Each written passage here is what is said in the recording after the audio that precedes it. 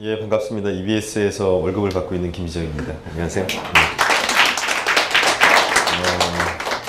2005년도부터 지채널을 연출을 해서 2008년까지 3년 정도 연출을 했고, 지금은 편성기획부에서 편성 업무를 담당하고 있습니다. 아무튼 반갑고요. 혹시 책은 다 읽고 오신 건가요? 아니면 읽다가 오신 건가요? 읽으려고 오신 분도 계시고, 예, 뭐 아무튼 감사드리고, 그래서 뭐 오늘은 뭐 어떻게 보면은 책에는 사실 내용을 제가 그냥 말로써 표현하는 것일 거예요. 제가 뭐 깊이 있는 어떤 학문을 추구하거나 공부한 사람도 아니고, 거의 제가 생각하고 있는 모든 것들을 다 긁어서 활자로 바꾼 게 저 책 안에 다 들어가 있기 때문에 저 밖의 이야기는 사실 오늘 하는 얘기 중에서 그렇게 많지는 않을 것 같습니다. 우선 지식 채널 2가 어떻게 처음에 시작됐는지에 대해서부터 이야기를 꺼내는 게 이해를 하시는데 쉽게 이해를 하실 수 있을 것 같아요. 2005년도에 EBS는 뭐 예전보다는 90년대 말이나 2000초보다는 좀 낮긴 했지만 여전히 많은 시청자분들이 수능 방송이라고 하는 생각을 이미지를 강하게 갖고 계셨어요. 근데 실질적으로 이미 수능 방송은 플러스 원 채널이라고 위성 채널로 모두 다 이동을 한 상태였고, 채널 13번은 지상파 주파수에서는 교양물하고 그러니까 일반 학교 방송은 더 이상 하지 않았던 거죠. 근데 그럼에도 불구하고 여전히 많은 분들이 그렇게 알고 있으니까 좋은 프로그램을 나름대로 잘 준비를 해서 보내드려도 보고 뭐 좋다 안 좋다 평을 하는 게 아니라 아예 채널을 안 돌리는 그런 일들이 너무 많아서 과연 이런 문제에 대해서 어떻게 해야 될까라고 해서 많은 고민을 하다가 채널의 어떤 이미지를 좀 변화시켜야 할 것 같다. 교육이라고 하는 단어가 주는 좀 딱딱함을 좀 부드럽게 바꿔내고, 또 한편으로는 그걸 통해서 채널을 한번 들렀다 갈 수 있을 정도의 인지도를 좀 갖자.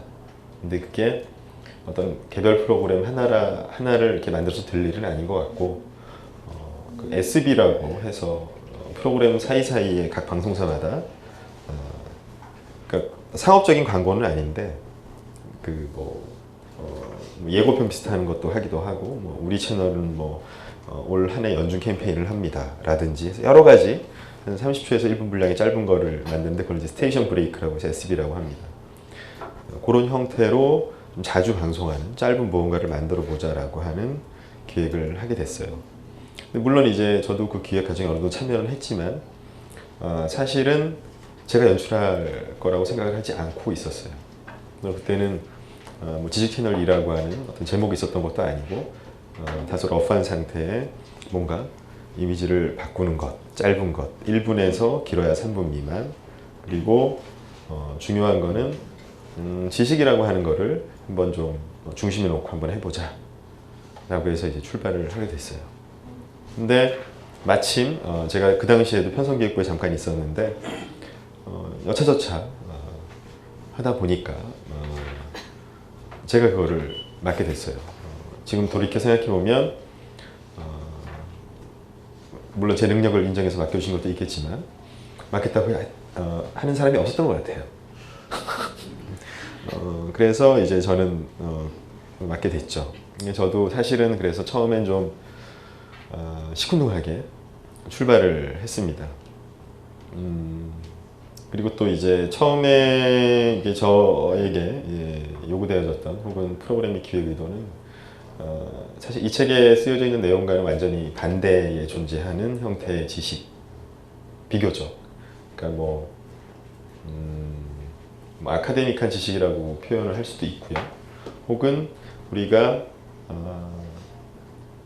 기존에 생각해왔던, 그러니까 뭔가를 많이 정보로서 뭐 깊이가 있다든가 넓이가 있다든가 뭐 권위가 있다든가 뭐 이런 정도의 것으로 약간 고급스럽게 뭐 이런 지식이라고 이제 전제를 하고 출발을 했는데 문제가 하나가 있었습니다.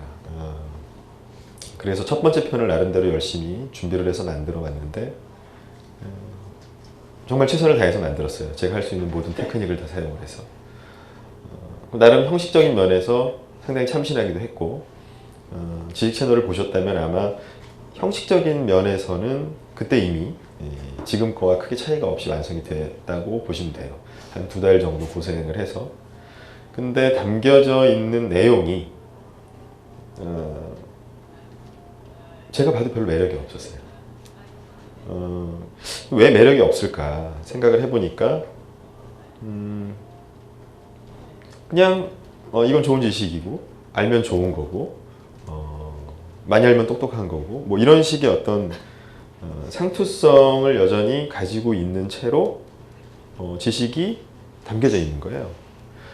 뭐 그게 나쁜 건 아닙니다. 나쁜 건 아닌데 그렇다라고 하면 그런 정도의 지식은 마음만 먹으면 관심 있는 분이라면 뭐 책을 통해서도 얼마든지 접할 수 있는 것이고 인터넷도 발달해서 지식인이라고 있는 것도 있고 검색만 하면 뚝딱 다 나오는데 그걸 굳이 그렇게 생고생을 해서 또 비슷한 거를 좀 압축해서 보여주는 게 어떤 의미가 있는가.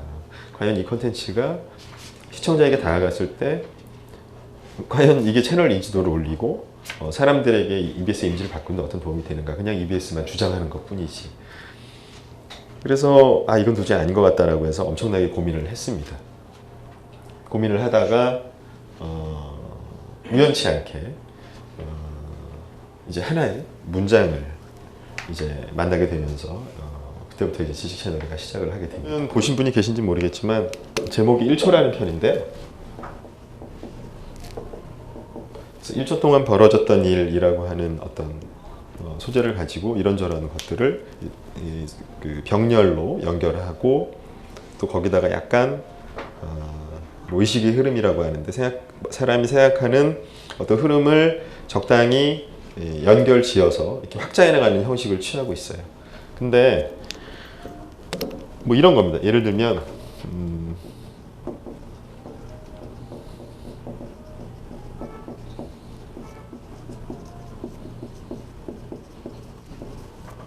글씨가 좀 막 써서 죄송한데 1초 동안 총알이 날아가는 거리. 그러니까 이제 그 중에 하나 짧게 들어가면 고속 촬영 영상을 통해서 일반적으로는 보이지는 않지만 고속 촬영을 하면 천천히 날아가는 것처럼 보이잖아요. 그러니까 어떤 화면적인 매력도 있고 또 나름대로 신기하게 보이기도 하고 그리고 뭐 약간 유머러스하게 1초 동안 침이 날아가는 거리. 재채기를 하면 뭐 이러면서 H 하면은 침이 쫙 날아가는 것도 그림들은 재밌게 했는데 하여튼 뭔가 이것만 가지고는 1분 이상 한 4분 정도의 분량이었는데 보기가 어렵다라고 해서 작가한테 우리 이거 말고 뭔가 좀 다른 걸 찾아보자 라고 해서 맡겼는데 그때 작가가 엄청나게 많은 1초에 관련된 정보를 찾아왔는데 다 마음에 안 들더라고요. 그 중에 하나가 굉장히 매력적이었어요. 그게 뭐였냐면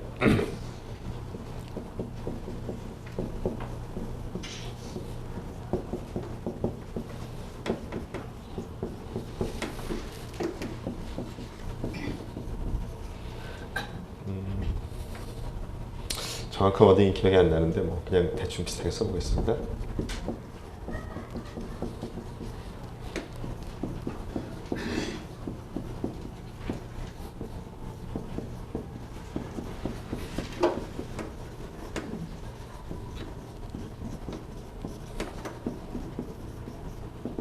제가 한번 읽어볼게요. 우주의 역사 150억 년을 1년으로 축약 혹은 축소하면 인류가 역사를 만들어 온 시간은 1초. 뭐 이런 문장이었어요. 일단 뭔지 모르겠는데 이 문장을 딱 읽는 순간 겉으로 보면은 뭐 여러 가지 기존의 어떤 지식을 설명한 문장과 형식 면에서는 큰 차이가 없는데 읽고 나서의 느낌이 상당히 다르다. 그럼 어떤 점이 다르냐? 이거는 1초 동안 총알이 날아가는 거리 라고 해봤자 뭐 상당히 멀리 날아가네? 빠르구나. 뭐 이게 다예요. 끝이에요. 생각이 그 이상 발전 안 해요. 근데 우주 역사 150억 년 1년으로 축약하면 인류가 역사를 만드는 시간 1초라고 하는 이 문장을 읽고 나서 생각이 어디로 튈지를 모르죠. 사람마다 다 틀리고. 즉 다양하게 해석이 가능한 게 하나가 있고, 또 한 가지는 끊임없이 꼬리에 꼬리를 물고 제2, 제3의 생각을 유발하는 어떤 그런 동기부여를 하는 힘을 갖고 있다. 그래서 이 문장을 맨 뒤에 그 첫째 만든 편의 맨 마지막 문장으로 결정을 해서 기존에 이런 유사한 것들을 편집해 놨던 거를 다시 재편집을 해요. 그래서 구성을 싹 바꿔서 첫 번째 편을 만든 게 이제 1초라고 하는 편입니다. 그 편이 사실상 지식 채널 2가 라는 프로그램이 어떻게 지식을 바라볼 것인가를 결정했다라고 이제 말씀을 드릴 수 있는데, 그래서 이제 이 편 이후에 이제 뭐 지식 채널 2는 어떤 프로그램입니다 라고 하는 일종의 지식 채널 2에 대한 설명 프로그램을 지식 채널 2로 만든 게 있어요. 스페셜 편이라고 해서 만들었는데, 거기서 사용한 워딩이 지식은 암기하는 정보가 아니라 생각하는 힘이고 마음을 움직이는 메시지입니다 라고 하는 표현을 써서 그때부터 그게 지식 채널 2의 슬로건이 됩니다. 어쩌면 사실 지금 보고 계신 책에 있는 모든 내용이 출발점이기도 하고, 또 사실 시작이기도 하지만 끝이기도 해요.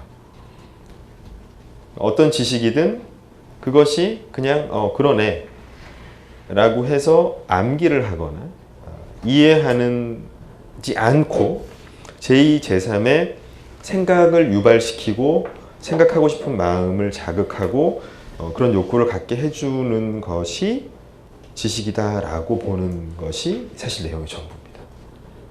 간단하죠, 매우 간단하지만 사실은 우리가 어렸을 때부터, 초등학교 때부터 거의 20살 때까지, 그리고 이제 대학을 가면 20대 중반까지 어떤 식으로 지식을 접해왔는가라는 걸 한번 떠올려 보시면 간단하지만은 않습니다.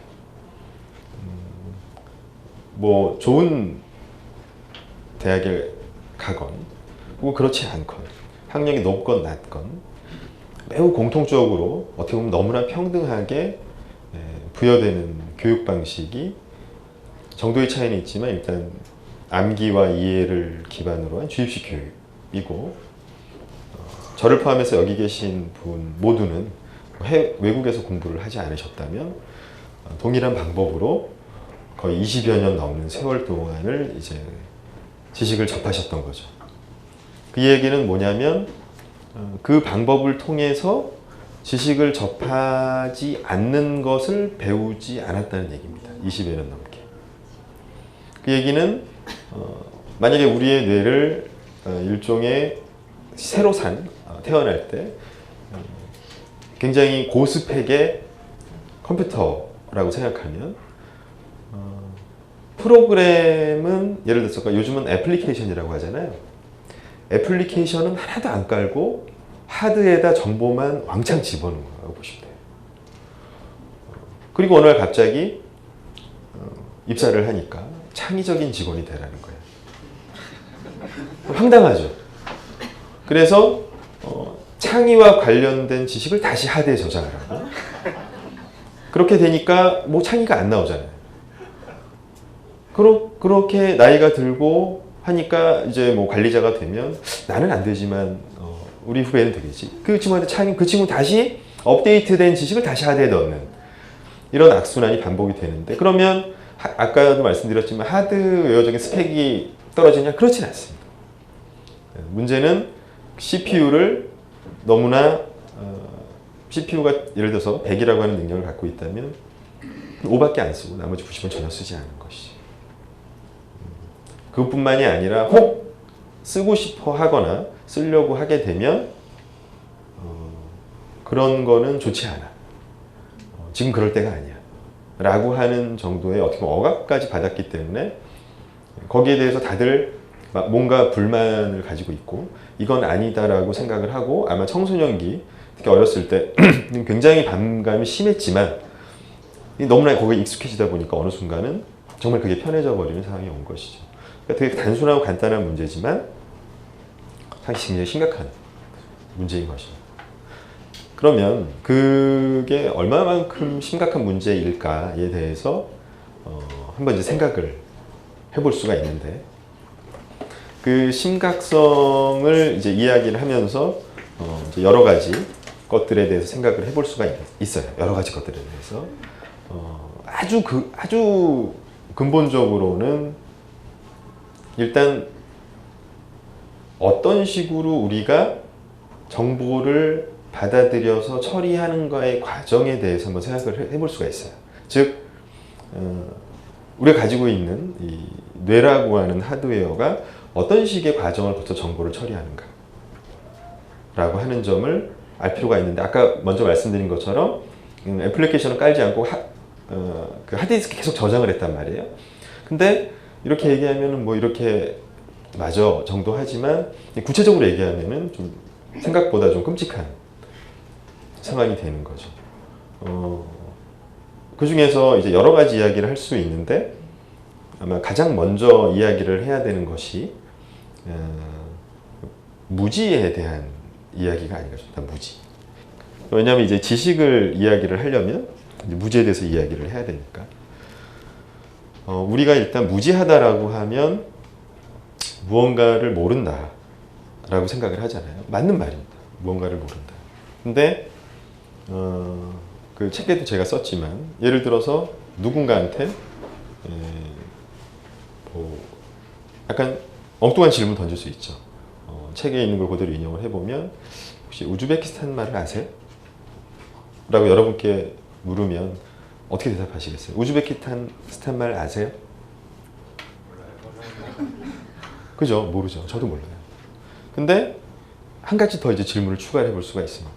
그러면 우즈베키스탄 말을 모른다는 걸 어떻게 알 수가 있죠?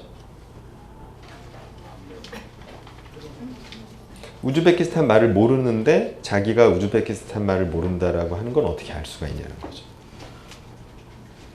말장난으로 드리는 얘기는 아니에요. 기분 나빠하실까 봐 미리 말씀드리면, 말장난은 절대 아니에요. 아주 그냥 단순하게 기계적으로 생각을 하면 내가 우즈베키스탄 말을 모른다라고 하는 질문을 이해를 했기 때문에 우즈베키스탄 말을 모른다라는 거를 대답을 할 수가 있고 알 수가 있는 거죠. 즉 다시 말해서 우즈베키스탄이라고 하는 단어는 지구상에 있는 어떤 나라의 이름이다라는 거는 여러분이 알고 계신 거죠. 그죠?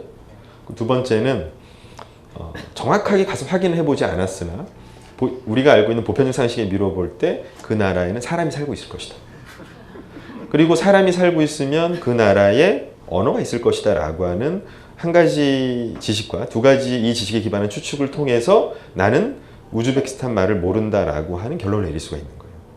이 말은 거꾸로 하면 내가 무언가에 대해서 모르기 위해서도 최소한의 지식을 가지고 있어야 되는 거죠. 그러면 거꾸로 얘기해서 만약에 그 최소한의 지식도 모르고 있는 상태라고 하는 건 어떤 상태인가? 그거는 내가 모르는 것조차도 모르는 상태입니다. 혹은 모르는 것조차도 모르는 어떤 영역이에요. 자기가 모르는 것조차도 모르는 영역이라고 하는 건 스스로의 힘만으로는 절대 거기에 대해서 알 수가 없어요. 심지어는 그게 내 눈앞을 지나가도. 이해되시죠? 그래서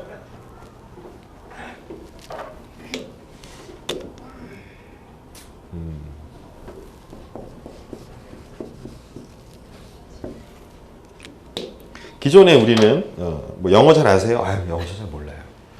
경제, 금융 좀 아세요? 난 너무 무지해요. 근데 정확하게 엄격하게 얘기하면 그건 무지한 게 아니라 그냥 잘 모르는 거죠. 지식이 부족하거나 경험이 좀 적거나, 그건 어떻게 보면 엄격한 무지가 아니라 그냥 뭐라 그러죠? 제가 한자를 잘 못 써그러는데 뭐 졸지라고 할까요?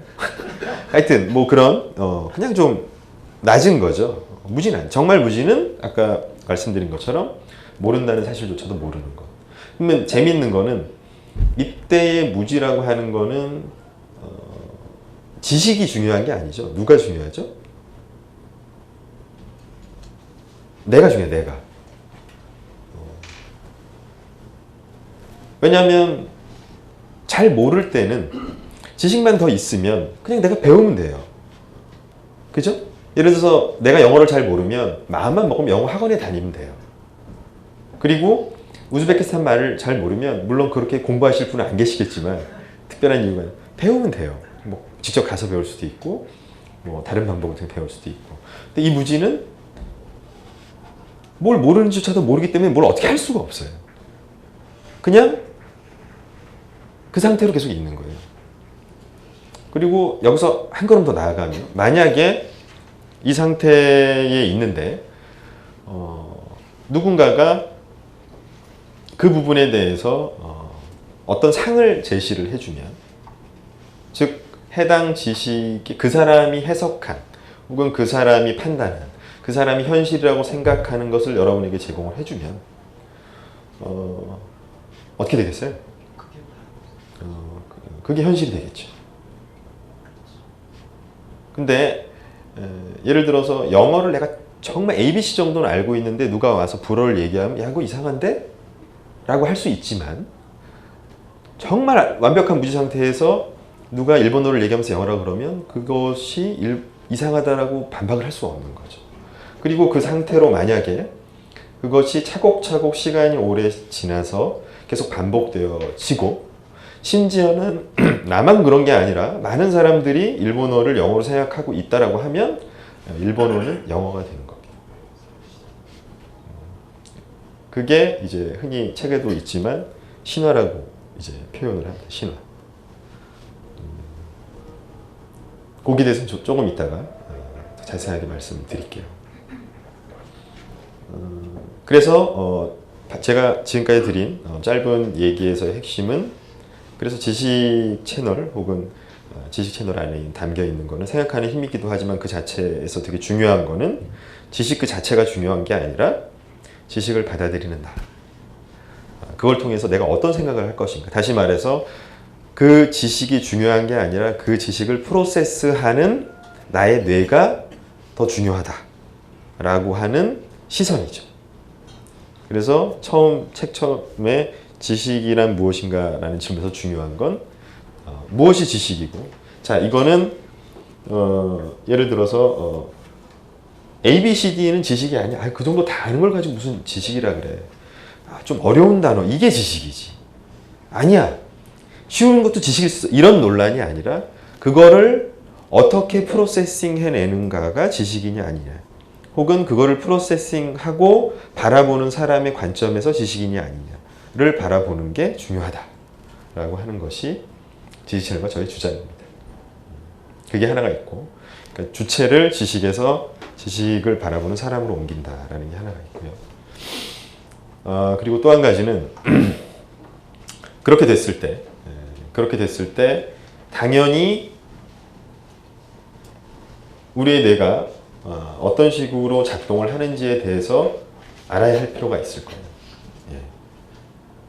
예전에는 하드디스크에 어떤 정보를 채울까 해서 정보를 막 쇼핑을 했다면 이제는 그게 중요한 게 아니라 컴퓨터를 뜯어서 얘가 도대체 어떤 프로세싱을 거쳐서 이걸 저장을 하는지, 꺼냈을 때 어떻게 하는지를 알아야 될 거 아니에요.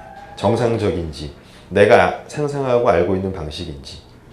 근데 뜯어보니까 문제가 상당히 심각하다는 거죠. 적어도 우리가 일반적으로 생각하는 거와 굉장히 다르다. 그래서 그거를 조금 더 충격적으로 표현을 하기 위해서 그 로프터스라고 하는 미국의 인지 심리학자가 했던 실험을 예를 들었습니다. 뭐 아마도 한두 번쯤은 그 과거에, 즉 요즘처럼 인권이 보편화되지 않은 시절에 미국에서도 많은 실험들이 상당히 비인권이고 인격적인 실험을 했던 걸 아실 거예요. 흑백 필름 같은 거 보면 뭐 익스페리먼트 같은 영화, 뭐 사람을 어디다 가둬놓고 얘가 얼마나 짜증이 나는지 본다든지, 사실 실험자 입장에서 보기에는 상당히 효과적인 실험이지만 지금은 상상도 할 수 없죠. 그러면 안 되죠. 근데 어쨌든 뭐 그렇게까지 과격한 실험은 아니었지만 이 로프터스라고 하는 심리학자도 조금 센 실험을 했는데 실험의 제목은 이제 거짓 기억을 생성하는 실험이었습니다. 거짓 기억 생성. 그래서 자기의 조교한테 가서 남동생한테 거짓 기억을 얘기를 해주고 이 친구가 거짓 기억을 어떻게 받아들이는지를 팔로우업을 해라 라고 얘기를 해요. 그래서 어떤 거짓 기억을 심어주라고 얘기를 하냐면 어렸을 때, 아주 어렸을 때 쇼핑몰에서 길을 잃어버렸던 적이 있다. 물론 그런 일은 없었어요. 그 친구한테. 분명한 팩트는 어렸을 때 그 조교의 동생은 쇼핑몰에서 길을 잃어버렸던 적이 없습니다.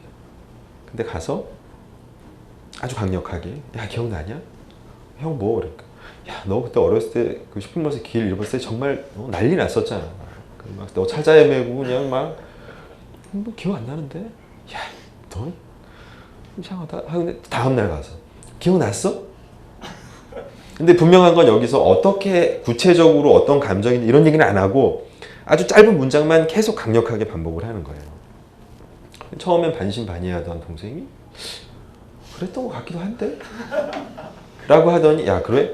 너 한번 이거 써봐 그러면 자세하게. 그랬더니 3주가 지나고 4주가 지나니까 소설을 완벽하게 썼어요 다. 그러면서 뭐 아저씨가 나를 자기를 달래줬다는 둥 그때 공포감이 뭐 아직도 기억난다는 둥. 이거는 정확한 실험 결과니까 제가 무슨 과장을 하는 게 아닙니다. 가장 무서운 건 진짜 기억과 아무런 차이가 없었다는 거죠.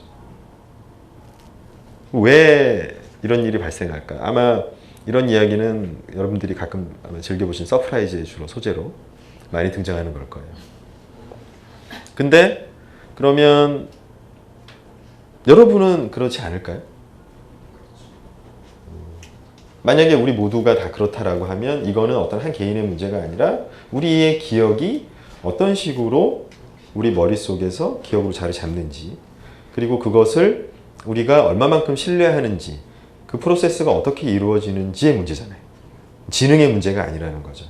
그래서 이제 많은 인지심리학 학자들이 연구를 해보니까 기억이라고 하는 것은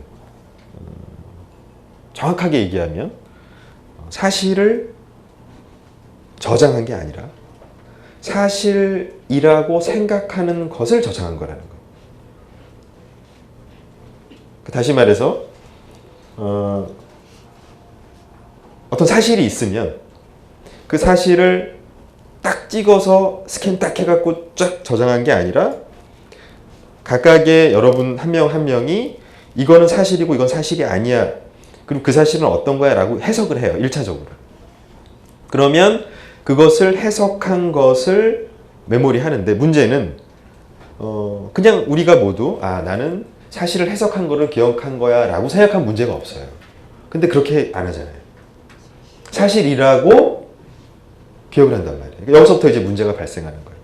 따라서 거꾸로 얘기하면 설사 발생하지 않은 일이라 할지라도 혹은 전혀 아무런 상관이 없는 일이라고 하더라도 그것이 사실이라고 차후에 해석을 하게 되면 그것이 기억으로 자리 잡을 수가 있다는 얘기입니다. 중요하게 봐야 하는 건 지금 이러한 처리 과정은 단순히 우리가 무언가를 기억하고 말고의만의 문제가 아니라 내가 어렸을 때 무슨 일이 아니라 모든 정보 처리 과정이 이렇다는 거예요.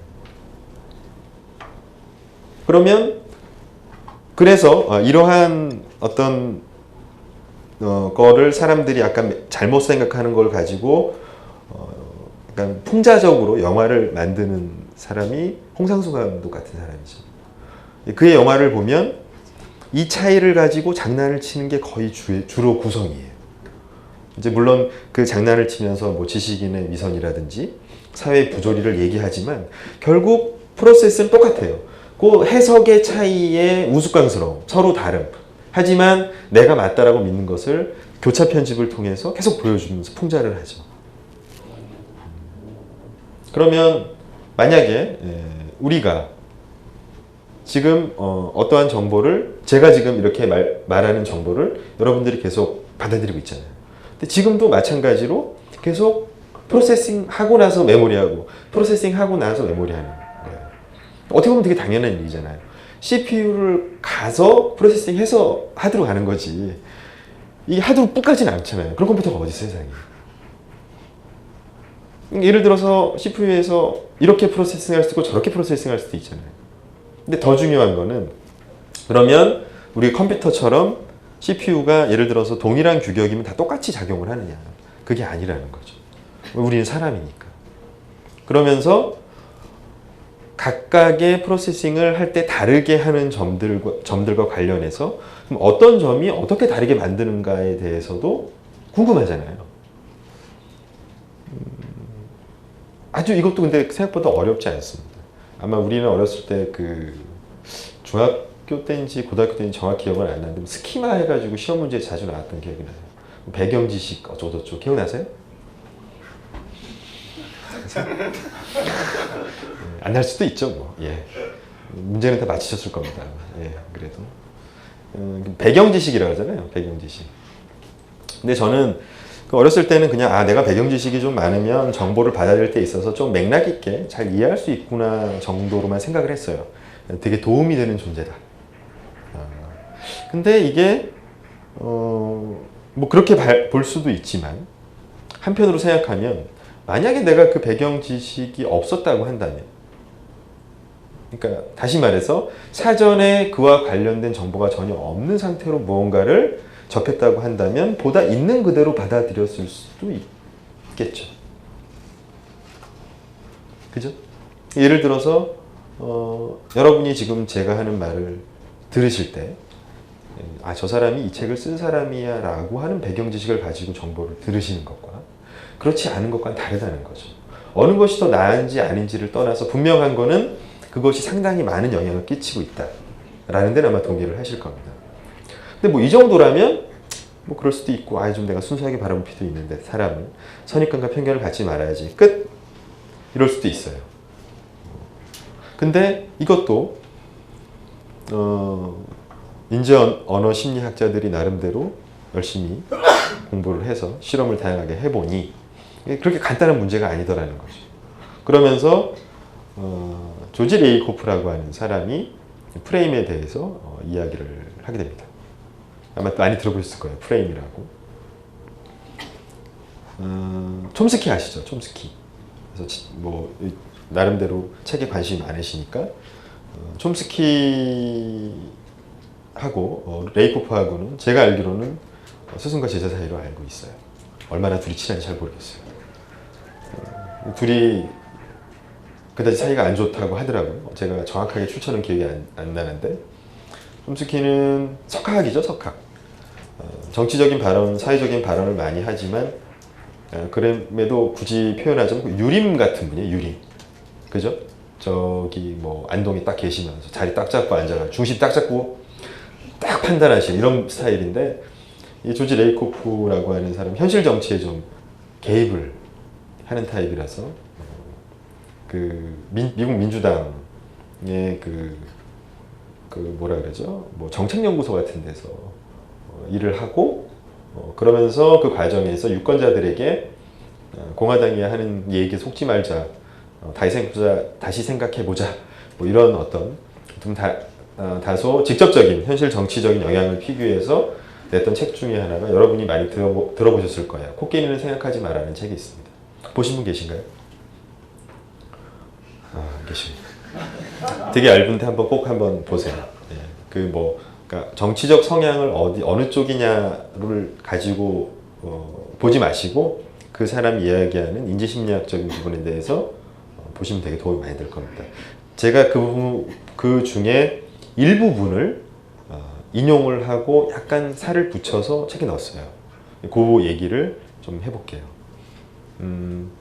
예전에는 그냥 단순히 선입관 편견 정도만 알고 있었는데 이 조지 레이코프의 프레임이라고 하는 개념을 끌고 와서 이야기를 해보니까 생각보다 되게 만만한 게 아니다라는 거죠. 특히 프레임이라고 하는 게 언어와 매우 밀접한 관련이 있다라고 하는 건 굉장히 쇼킹했습니다.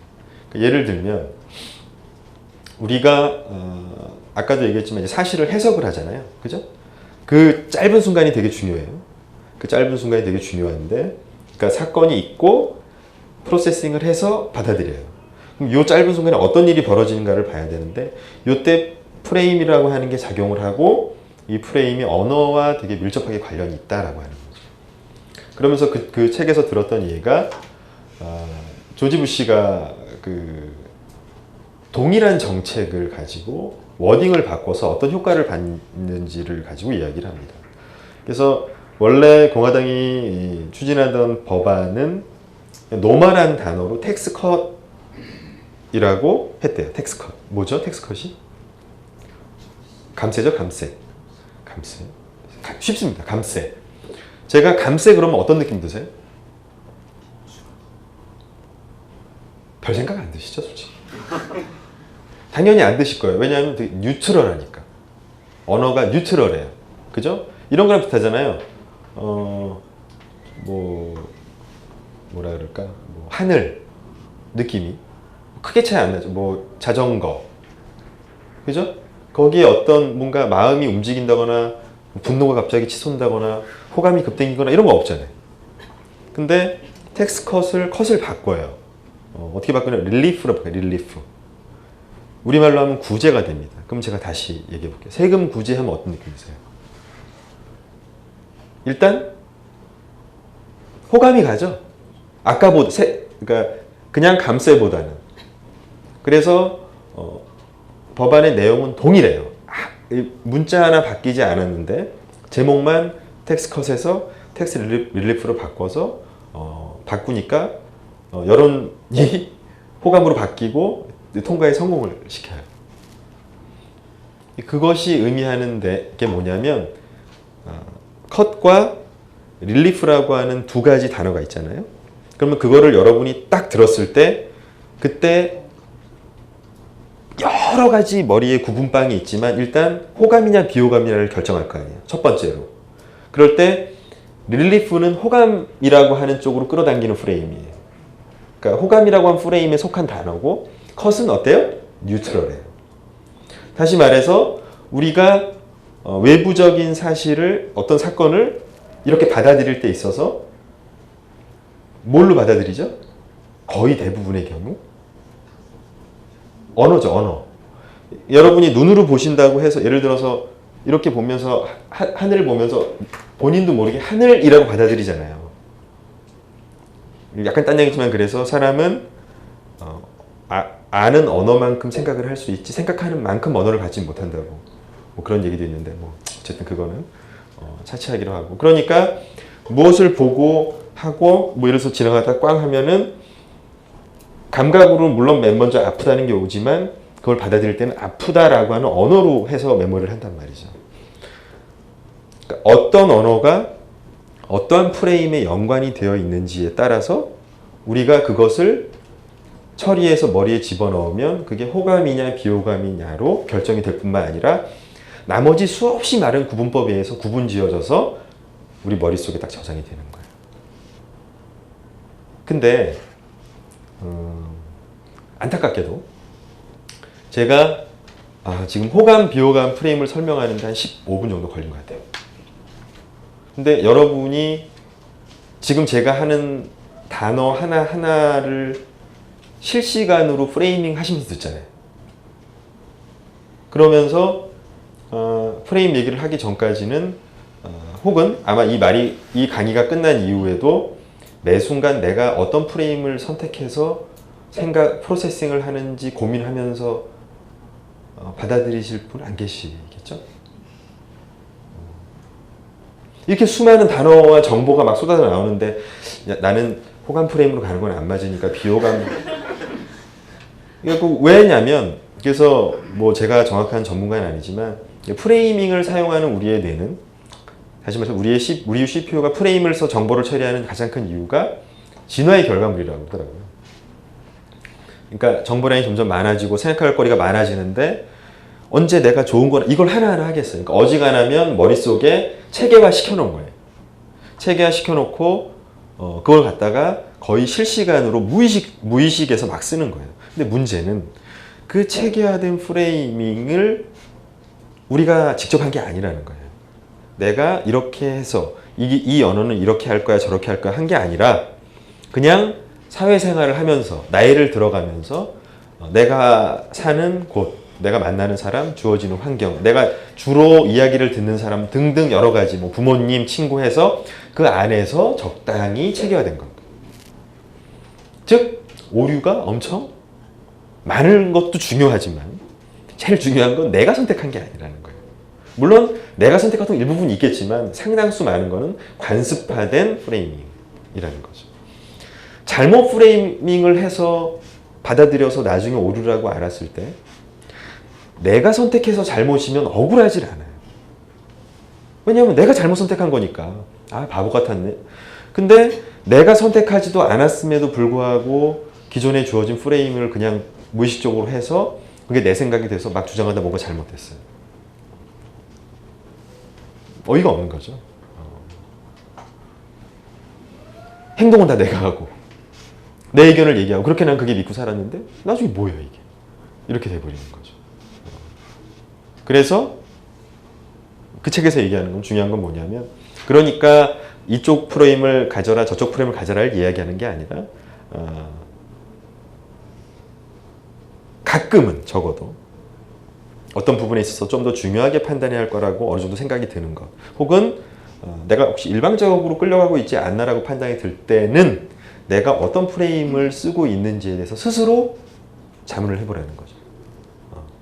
그래서 다는 못하지만 꼭 필요하다고 판단될 때 그리고 지속적으로 나는 정보를 사실을 그대로 받아들이냐 해석하고 있고 그 해석의 과정에서는 내 의지가 아닌 다른 것들이 많이 개입되고 있어라고 하는 걸 의식하고 있으면 최소한 극단적인 생각을 하거나 혹은 잘못된 신념을 갖는 것 혹은 잘못된 선입관과 편견에 빠지지는 않을 수 있다라고 하는 거죠. 피곤하죠? 네, 피곤합니다. 피곤한 일이죠. 열심히 하되 늦기만도 바빠 죽겠는데. 근데 재밌는 예가 하나 있어요. 그거를 하지 않을 경우에 발생되는 일 중에 이제 그 지식 채널에도 만들었던 헬렌 켈러 이야기가 있어요. 그 헬렌 켈러를 아마 다 아실 거예요. 헬렌 켈러가 20살 정도의 무렵에 대학에 입학을 하죠. 장애를 극복하고. 기억나시나요, 다들? 헬렌 켈러 모르세요? 아시죠? 설리반 선생님. 네, 아시죠? 반응이 없으셔서. 당연히 우리나라 사람도 아닌 미국 학생들은 더 잘 알 거예요. 자기 나라의 어떤 위인이니까. 그래서 그 학생들한테 선생님이 매년 학생들이 교체되고 이제 진학을 할 거니까 물어봤어요. 여러분 중에서 헬렌 켈러가 대학에 들어간 다음에부터 죽을 때까지 뭘 했는지 아는 사람? 이렇게 물어봅니다. 그런데 잘 몰라요. 그럼 제가 한번 여쭤볼게요. 헬렌 켈러가 대학에 들어간 20살 때부터 죽을 때까지 뭐 했는지 아시는 사람?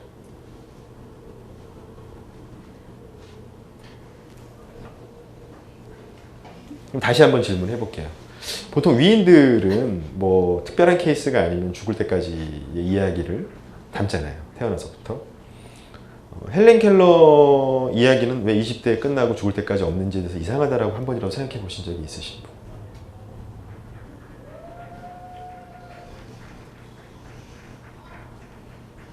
근데 저도 없었어요, 사실. 그 편을 만들기 전까지 작가가 아이템을 갖고 와서 얘기하니 황당하더라고요. 그러면서 이게 빈 공간인 거죠, 일종의. 아까 처음에 말씀드린 모른다는 것조차도 모르는 빈 공간이 있고 재밌는 거는 이렇게 많은 분이 있고 이렇게 대한민국이라는 땅에 이렇게 많은 사람들이 있는데 한 번도 거의 대부분의 사람들은 거기에 대해서 의문을 갖지 않아요. 왜? 우리 사회가 그러니까 이 뇌와는 좀 다르게 우리 사회 전체가 그거를 비껴가게 프레이밍이 돼 있으니까 굳이 글로 갈 수가 없는 거예요. 갈 이유도 없는 거. 관습화된 프레임이 그렇게 정해져 있는 거죠. 만약에 뭐 헬렌 켈러는 우리나라 사람 아니잖아요.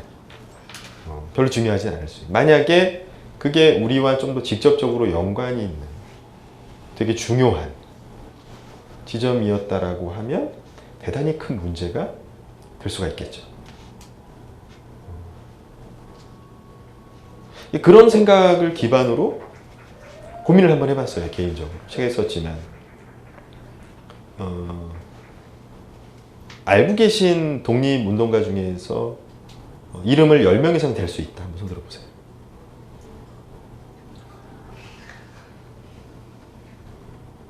열 명 이상. 되실 수 있어요? 한 7명이 8명이 아닐까? 한 분 인정. 또 다른 분.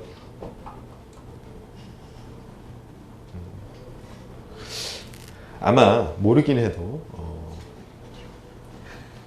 안중근, 유관순, 윤봉길, 또 누구 있죠? 응?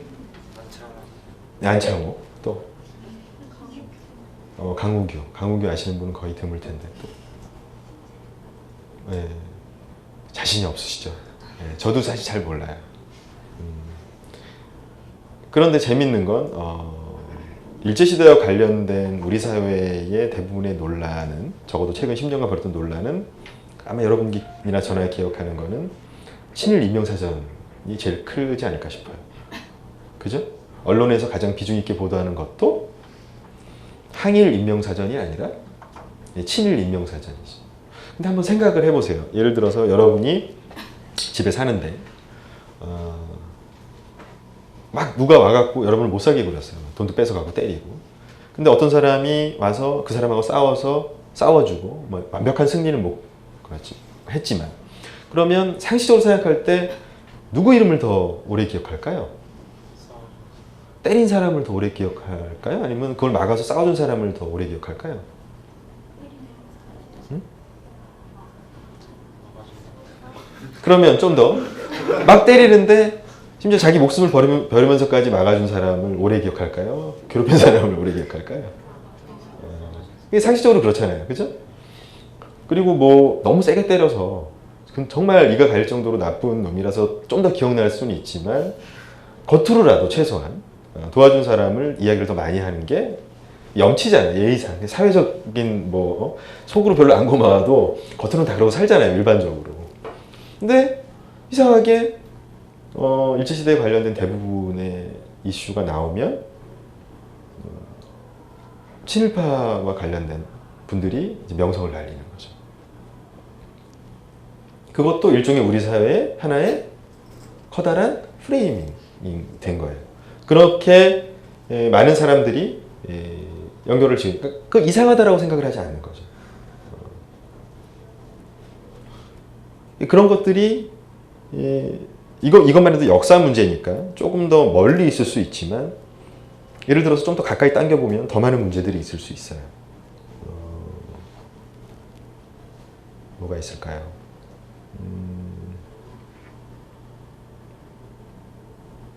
아마 요즘에 가장 화두가 되는 것 중에 하나가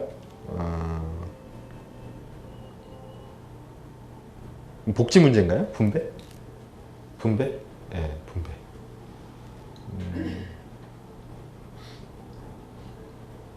일반적인 프레임은 어떻게 돼 있죠? 복지나 분배 문제를 주로 선도하는 그룹은 뭐 진보라거나 좌파라고 하는 언어와 연결되어 있는 채로 프레이밍 돼 있죠. 그죠? 근데 장하준 교수가 그런 얘기를 했어요.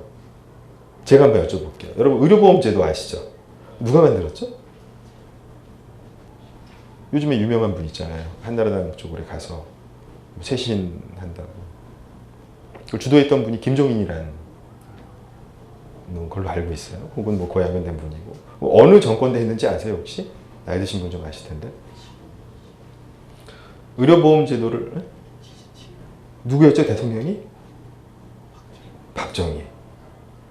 박정희가 진보 좌파인가요? 아니잖아요.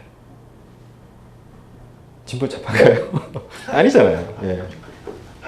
그럼 분배나 복지 얘기를 하는데 분배나 복지에 있어서 가장 핵심적이라고 할 수 있는 공영 의료 제도를 만든 장본인이 뭐 여러 가지 다른 이유가 있을 수 있겠지만 어쨌거나 그거를 가장 공격하는 이들이 롤모델로 삼고 경제 성장의 주역이라고 하는 박정희 정권 시절이 만들어졌단 말이죠. 뭐가 이게 이렇게 따져보면 막 뒤죽박죽 엉켜요. 자, 그러면 우리는 뭐가 이렇게 세상에 이게 뒤죽박죽이지? 내가 알고 나한테 얘기해 준 게 뭐 잘못된 건가? 아니면 원래 다 그놈이 그놈인가? 라고 생각을 할 수도 있지만 만약에 프레임 쪽을 보시면 어떻게 생각할 수 있죠? 현재 진보, 보수, 좌파, 우파라고 하는 프레임이 뭔가 현실을 반영하지 못한다. 이해되세요?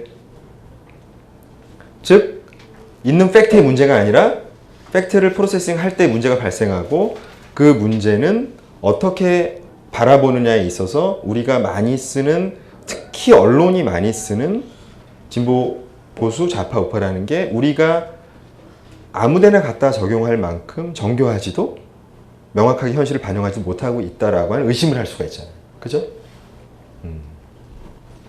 그럼 어떻게 해야죠? 책 첫머리에 제가 했던 말이 여러분은 좌파입니까? 우파입니까? 라고 물으면 어떻게 해야죠? 내가 좌파, 우파라고 하는 틀 안에서 대답을 해야 하는 것인지에 대해서 생각을 해봐야 되고 그리고 좌파라 우파라고 하면 일단 현실을 좌우파로 나눌 수 있다라고 하는 전제에 내가 동의를 하는지를 물어야 되고 또 한 가지는 좌파, 우파 중 어느 겁니까? 라고 하는 질문은 좌와 우가 절대 공유할 수 없는 배타적인 관계에 있다라고 하는 함의를 질문이 담고 있다라고 하는 거에 대해서도 고민을 해봐야 된다는 거죠. 해보니까 어디에도 해당 안 한다면 너의 질문은 틀렸어 라고 답을 하는 게 맞죠. 그게 반영을 하면 나는 우파라고 좌파라고 얘기하면 되고 그래서 그렇게 이야기를 하고 논쟁을 하는 게 맞는 거죠. 나는 좌파라고 해야 되나? 좌파라고 하면 제가 이상하게 볼까? 우파라고 하면 또 제가 이게 아니라는 거죠. 진보 보수도 마찬가지고.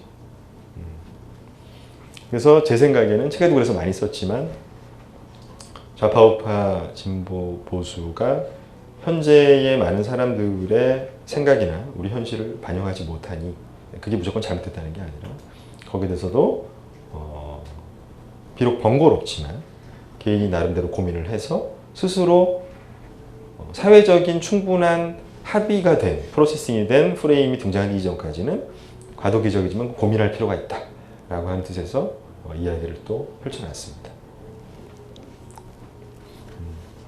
그리고 이제 이렇게 이야기를 하다 보면 결국 누구한테 이제 관심을 가게 되냐면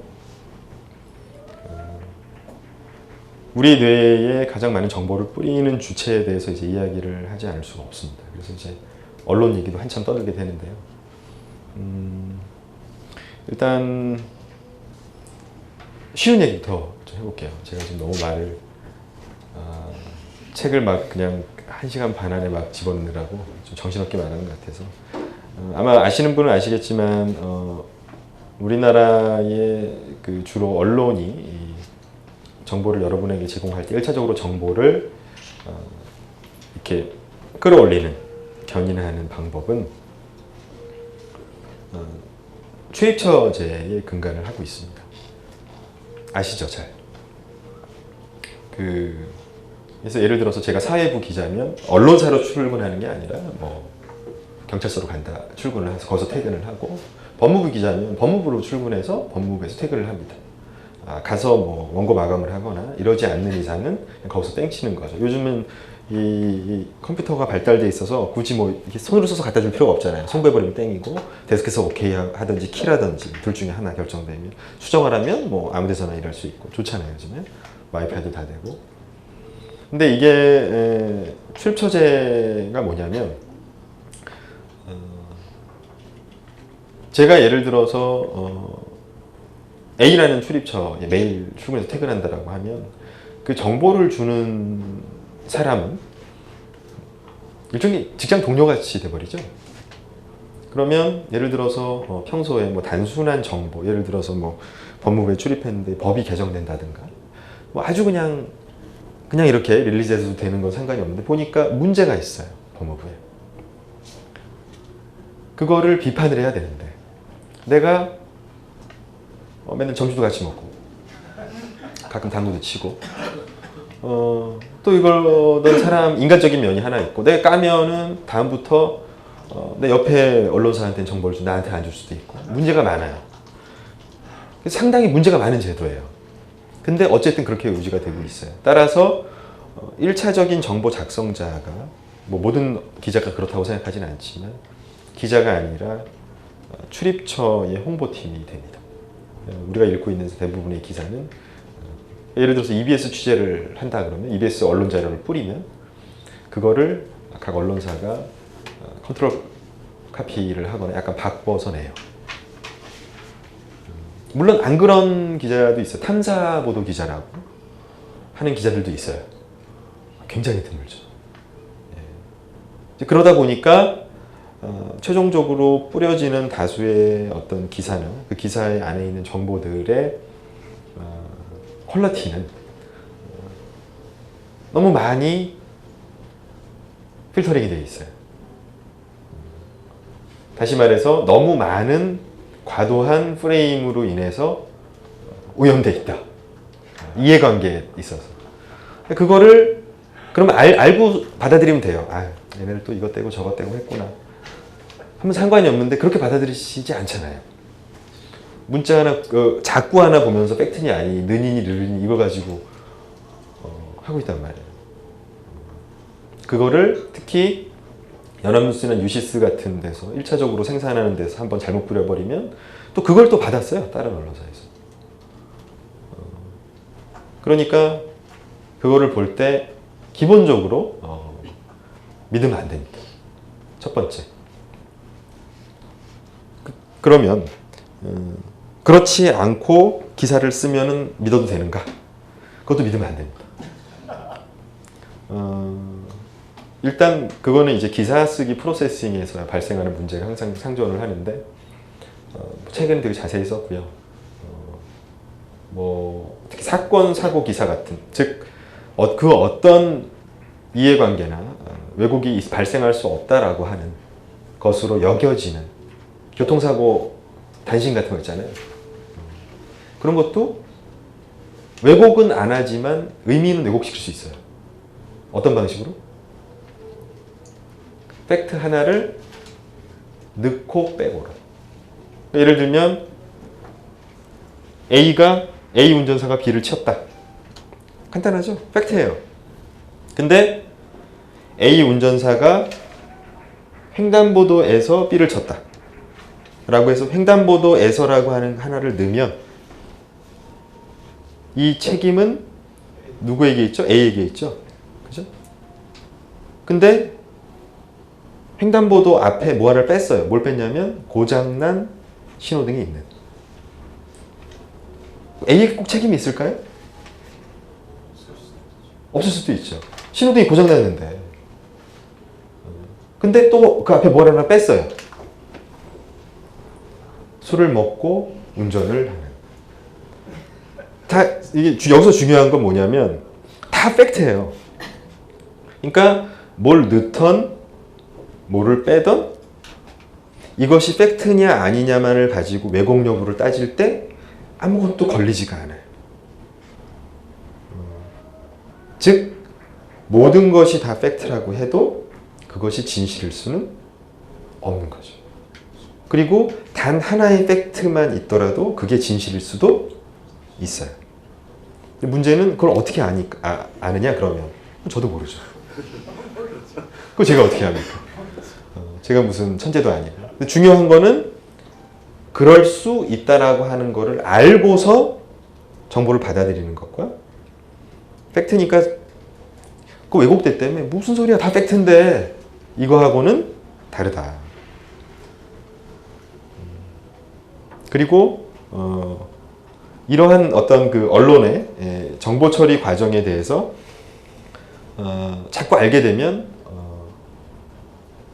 어떤 생각이 드냐면 예를 들어서 어떠한 관련된 특히 뭐 가치적인 부분을 누가 선이고 누가 악인지 누가 옳고 그른지를 따지는 그런 가치적인 부분에서 논쟁적인 부분에서 이 정보를 받아들였을 때 그냥 내가 저기 주어진 내용을 가지고 아무리 의심을 하고 판단을 나름대로 걸러서 내 나름대로 머리를 굴려서 해봤자 한계가 있다라고 하는 걸 느끼게 돼요.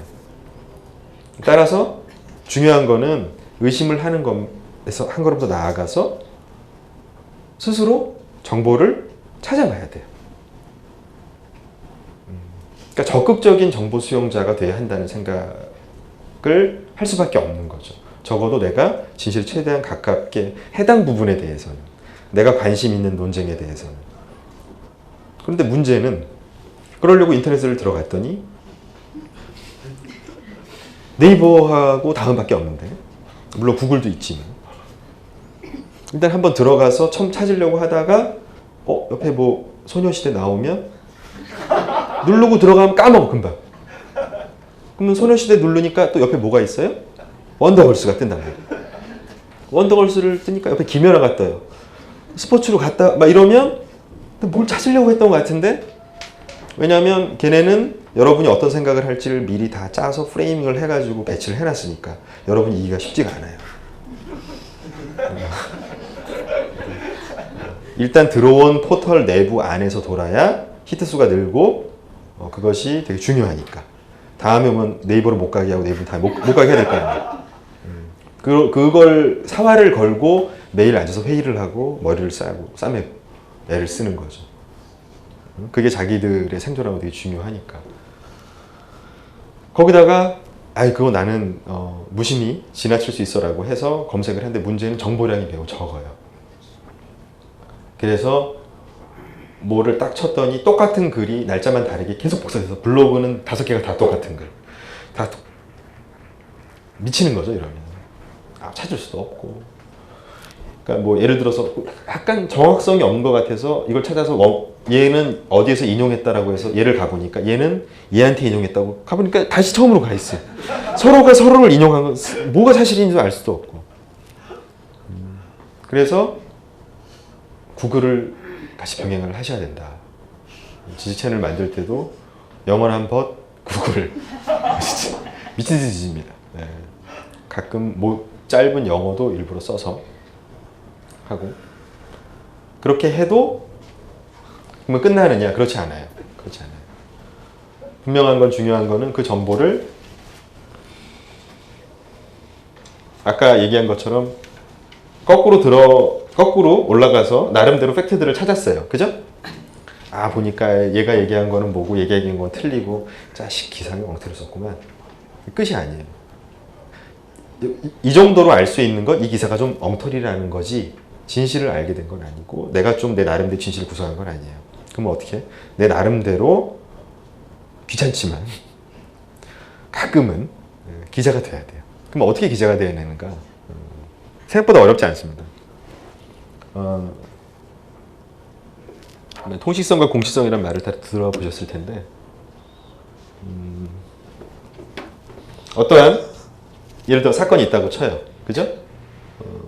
그러면 뭐 쉬운 예로 한류라고 하는 거를 여러분이 생각을 해보신다 그래요.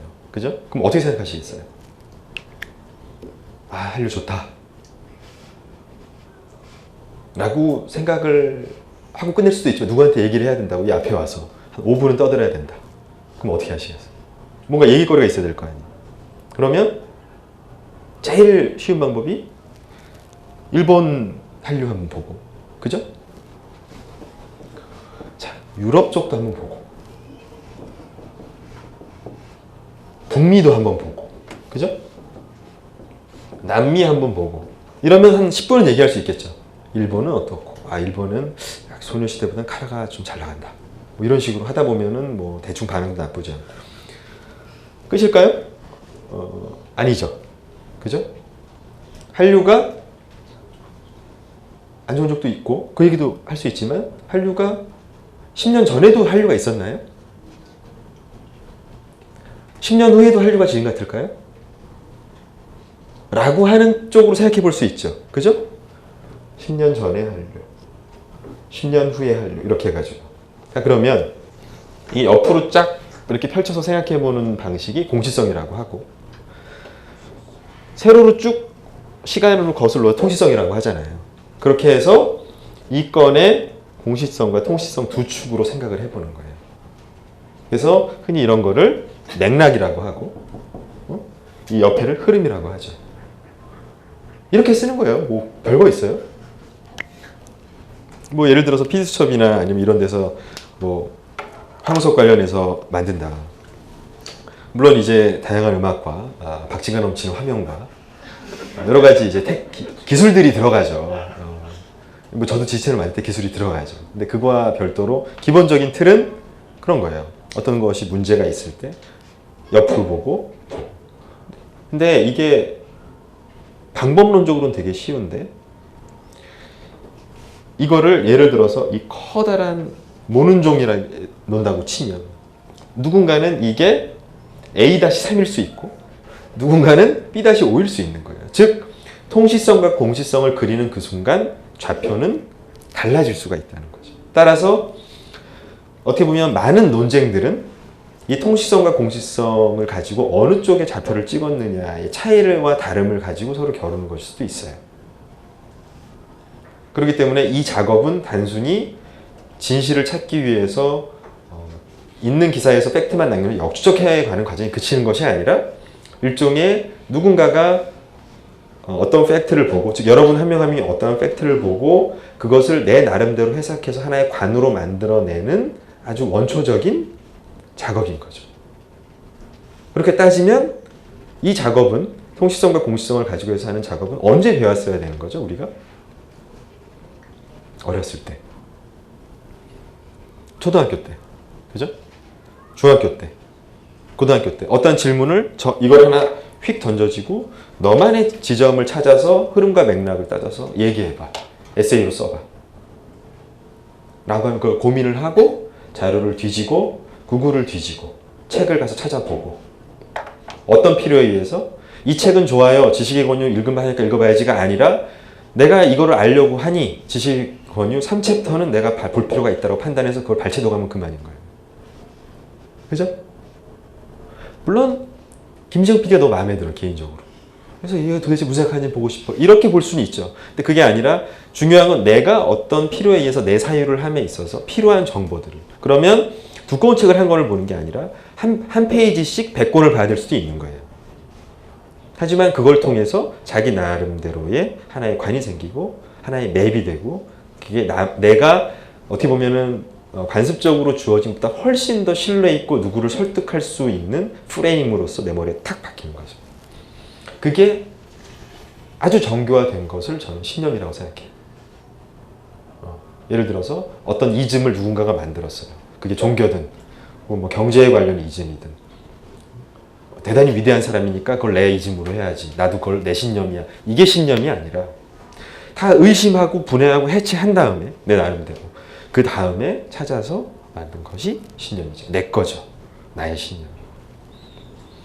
근데 보통 우리는 심지어는 이러한 신념조차도 주입식이에요. 프로세스를 주입식으로 했기 때문에. 그러다 보니까 나중에 내 신념이 아니라는 것을 깨달았을 때 엄청난 배신감을 느끼고 그걸 나에게 신념으로 소개한 사람에게 엄청난 배신감을 느끼고 갑자기 뒤집어지는 사람도 발생합니다. 왜? 내게 아니니까. 내가 책임질 필요가 없는 거죠. 그걸 나한테 얘기한 사람을 욕하고 뒤돌아서면 깔끔하게 정리가 됩니다. 그걸 누군가는 변절이라고 하지만 전 그렇게 생각하지 않아요. 자기 신념이 아닌 거죠. 그래서 결론은 이렇게 돌아갑니다. 복잡하지 않아요. 근데 이제 책에는 이걸 갖다가 굉장히 다양한 예를 써서 이제 좀 더 풍성하게 얘기를 했을 뿐이고 큰 틀에 있어서는 이걸 하는 겁니다. 다시 처음으로 지식 채널로 돌아가면 지식 채널은 어떻게 만드냐면요. 어디서 그런 아이템을 찾으셨어요? 라고 이렇게 얘기를 많이 듣는데 네이버에서 쳐도 나옵니다. 다 지식 채널 거. 페이지, 2페이지, 3페이지 넘어가기 전에 다 나와요. 애초에. 제가 지식 채널 다뤘던 많은 지식 중에서 어디 오래된 도서관 끝자락에 있는 먼지 쌓인 책을 해서 발굴한 이런 거 없습니다. 다 있어요. 키워드를 그러니까 일반 사람들이 잘 안 쓰는 키워드로 검색했다. 첫 번째. 그러니까 나름대로 출발이 다른 점이었으면 그것뿐이에요. 어쨌든 우연이라도 걸릴 수 있는 많은 정보 중에 하나였죠. 근데 그러면 뭐가 다르냐? 프로세싱이 틀린 거예요. 어떻게? 이런 식으로 지채널의 제작진, 즉 다시 말해서 주로 작가와 PD가 기존에 있는 정보를 그대로 발췌해서, 다시 말해서 보통 그렇게 많이 하잖아요. 그냥 큰 맥락은 그냥 어디에서 언론 나온 기사 그대로 인정을 하고 일부 발췌해서 좀 압축해가지고 이렇게 우리도 이렇게 생각해요. 이게 아니라 거꾸로 다 올라가서 관련 지식을 찾아보고 비교해봐서 팩트인지 확인하고 직접 물어보고 해가지고 팩트를 남긴 다음에 그거를 엄청나게 많은 양을 모아요. 일단 모으면 뭐 이만한 모는 종이는 아니더라도 제가 자신하건대 그 어떤 비록 5분짜리지만 1년 이상 제작하는 50분짜리 다큐멘터리에 못지않은 모는 종이를 만들 수 있습니다. 이렇게 자료 조사량이 엄청나요. 이렇게 해서 다시 처음부터 시작해요. 이 지점을 어디로 잡을 것인지. 그래서 필요한 그때 잡는 과정에서 필요하면 또 정보를 찾고 문의하고 비교하고 그거의 의미를 나름대로 맥락과 흐름에 따라서 확인하는 과정을 통해서 최종 점을 딱 찍죠. 그러니까 그 지점이 기존에 그 지식이 찍던 지점과 다른 것이지 이 지식이 새로운 지식이 아닌 거죠. 그런데 볼 때는 그게 구분이 잘 안 가니까 그냥 어디서 이런 지식을 이라고 하는데 지식 자체가 그 몇 가지 핵심 키워드나 팩트 자체가 되게 여러분들이 찾기 어렵거나 시청자들이 만나기 어려운 것들은 아니라는 거죠. 사실 그 과정을 제가 한 기간이 3년이고 제가 만든 편수가 270여 편 정도 되는데 저만 PD였던 건 아니니까 그러니까 저는 아주 물리적으로만 따지면 최소한 270번을 한 거예요. 270번을 하니까 물론 그 과정을 통해서 많은 발췌도를 하고 많은 정보를 해서 하드디스크에 많은 지식이 간 것도 있지만 사실 그렇게 많지는 않고 프로세싱의 과정을 통해서 다양한 관들을 접할 수가 있었던 거죠. 그게 때로는 제 거가 됐고 동의할 수는 없지만 나름대로 인정할 만한 관만이라는 것도 있고 그러니까 어떻게 보면은 마침 지식 채널을 만들고 마침 지식 채널이 그러한 프로세싱을 하는 프로그램으로 기획이 되고 물론 그 프로세싱을 기획을 제가 하긴 했지만 하고 취미가 아니라 매주 방송이 2편씩 나가야 하고 그게 저의 생계였기 때문에 그렇게 열심히 할 수 있었던 거예요. 한 1년 하니까 도저히 못하게 들어요. 토할 것 같은 거예요. 저는 지식을 그렇게 좋아하는 사람이 아닙니다. 저는 원래 드라마 PD를 지망했던 사람이기 때문에 먹물도 되게 싫어해요. 지금도 별로 안 좋아하고. 근데 어떻게 해요? 방송에 나가야 되는데. 그래서 어떻게 보면 가장 짧은 시간에 이런 훈련을 뭐 결국은 지주화서 한 거지만 대한민국에서 가장 짧은 시간에 많이 이 훈련을 했던 사람이 제가 아닐까라는 생각을 해요. 그러니까 똑똑하거나 많이 알거나 이건 아니지만 생각을 어떻게 해야 되는가에 대해서는 1년은 즐겁게 했고요. 1년 반 정도. 나머지는 이제 먹고 살기 위해서 했습니다. 정확히 얘기하면 시청자들이 좋아해서 그 흥에 했는데 이 정도 제가 지금 말씀드린 정도의 컨셉만 알고 계신 상태에서 이거를 프로세싱 과정을 한번 좀 빡세게 해보면 생각보다 되게 좋다. 일단 선입관과 편견이나 이런 부분에서부터 좀 더 훨씬 가벼워져서 그게 단순히 나는 선입관을 갖지 말아야지 나는 편견을 안 할 거야 이러면서 막 편견이 보이는 걸 막 이렇게 참고 이게 아니라 나는 제가 싫은 걸 말 안 해야지 뭐 이런 게 아니라 정말 이렇게 좀 프리해지더라고요. 다른 필터링들이 막 하면서 상쇄되고 이래서 그런 과정을 하면 참 좋은데 이제 성인분들은 시간이 없잖아요. 보시고.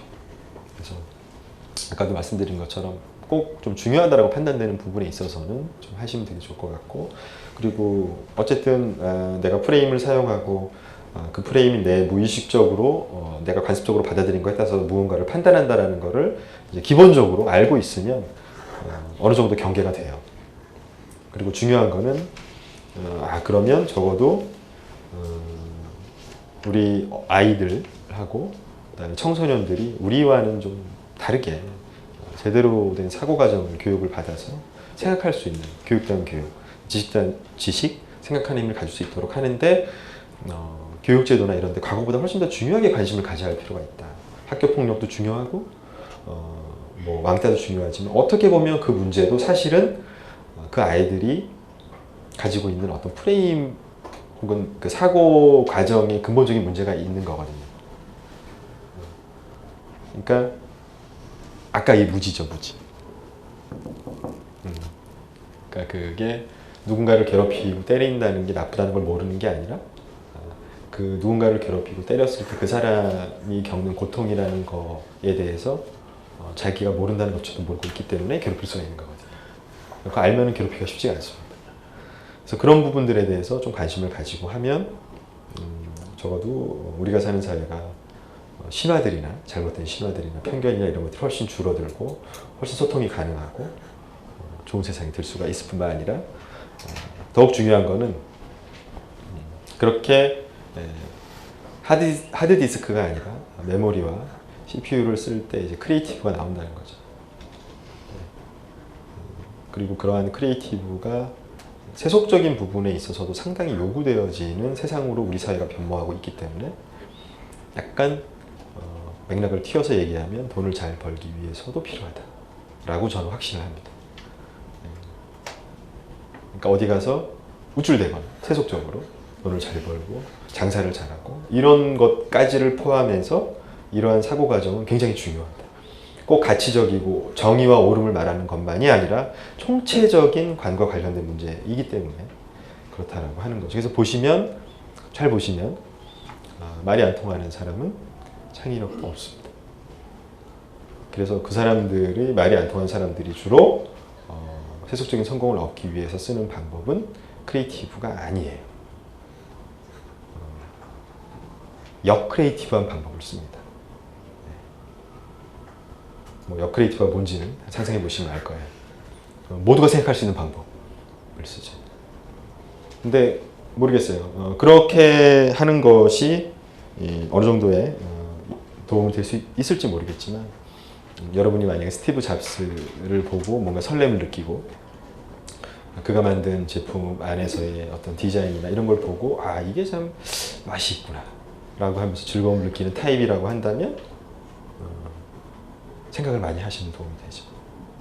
도움이 되고 지식의 권유라고 하는 이 책은 그런 의미에서 저 안에 어떤 지식이 담겼다기보다는 이제 정보 프로세스 과정에서 약간의 도움이 될 만한 매뉴얼이다 라고 기존에 잘못 꽂혀있던 선들을 뽑아서 비교적 제대로 작동하기 위해 라인을 매칭시켜주고 또 가능한 한 투자를 해서 부품들을 업그레이드하면 좋겠구나 라고 하는 생각을 꼬시는 거죠. 일종의.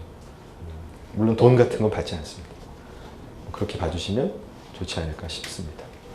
이 정도로 해서 저의 강의는 일단 마치도록 하겠습니다. 감사합니다.